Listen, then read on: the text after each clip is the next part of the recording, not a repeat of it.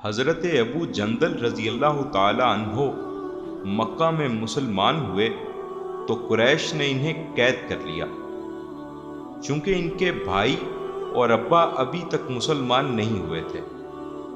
صلح حدیبیہ کے موقع پر وہ موقع پا کر زنجیروں سمیت ہی بھاگ کر لشکر اسلام میں پہنچ گئے۔ سہیل جو کہ قریش کے وکیل تھے اور ان کے والد تھے، انہوں نے کہا کہ اے محمد صلی اللہ علیہ وآلہ وسلم، معاہدے کے مطابق ابو جندل کو ہمارے حوالے کیا جائے۔ نبی کریم صلی اللہ علیہ وآلہ وسلم نے فرمایا کہ جب تک عہد نامہ مکمل نہ ہو جائے اس کی شرائط پر عمل نہیں ہو سکتا۔ سہیل نے بگڑ کر کہا، تب ہم صلح ہی نہیں کرتے۔ نبی کریم صلی اللہ علیہ وآلہ وسلم نے حکم دیا اور ابو جندل کو قریش کے سپرد کر دیا گیا۔ قریش نے مسلمانوں کے کیمپ میں اس کی مشقیں باندھی، پاؤں میں زنجیر ڈالی۔ نبی کریم صلی اللہ علیہ وآلہ وسلم نے جاتے وقت اس قدر فرما دیا تھا کہ ابو جندل، اللہ تیری کشائش کے لیے کوئی سبیل نکال دے گا۔ ابو جندل رضی اللہ تعالی عنہ کو قسم پرسی اور ظلم کی اس حالت میں دیکھ کر مسلمانوں کے اندر جوش اور طیش تو پیدا ہوا، مگر نبی کریم صلی اللہ علیہ وآلہ وسلم کا حکم سمجھ کر ضبط کر گئے۔ ابو جندل رضی اللہ تعالی عنہ نے زندان مکہ میں پہنچ کر دین حق کی تبلیغ شروع کر دی۔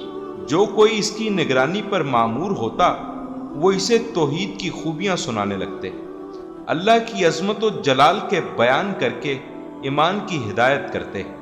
اللہ کی قدرت کے ابو جندل رضی اللہ تعالی عنہ اپنے سچے ارادے اور صحیح میں کامیاب ہوتے جاتے اور ہر شخص مسلمان ہوتا چلا جاتا۔ قریش اس دوسرے ایمان لانے والے کو بھی قید کر دیتے۔ اب یہ دونوں مل کر تبلیغ کا کام اسی قید خانے میں کرتے۔ الغرض اس طرح ایک ابو جندل رضی اللہ تعالی عنہ کے قید ہو کر مکہ پہنچ جانے کا نتیجہ یہ ہوا کہ ایک سال کے اندر قریباً 300 اشخاص ایمان لے آئے۔ نبی کریم صلی اللہ علیہ وآلہ وسلم نے وقتی طور پر ابو جندل رضی اللہ تعالی عنہ کو کفار کے حوالے کرنے کا جو فیصلہ کیا تھا، بظاہر وہ صحیح نہیں لگتا تھا، لیکن اس کا کتنا فائدہ ہوا کہ ابو جندل رضی اللہ تعالی عنہ کی وجہ سے 300 اشخاص نے اسلام قبول کیا۔ حقیقت میں نبی کریم صلی اللہ علیہ وآلہ وسلم کا ہر بتایا ہوا طریقہ کامیابی کی شاہراہ پر انسان کو چلنے پھرنے کے لیے قابل بنا دیتا ہے۔ اللہ ہمیں اتباع رسول صلی اللہ علیہ وآلہ وسلم کی توفیق عطا فرمائے۔ یقیناً اس شجاعت و بہادری کے واقعے سے اور اس میں چھپے صبر کے قصے سے آپ کا دل ایمان کی دولت سے لبریز ہوا ہوگا۔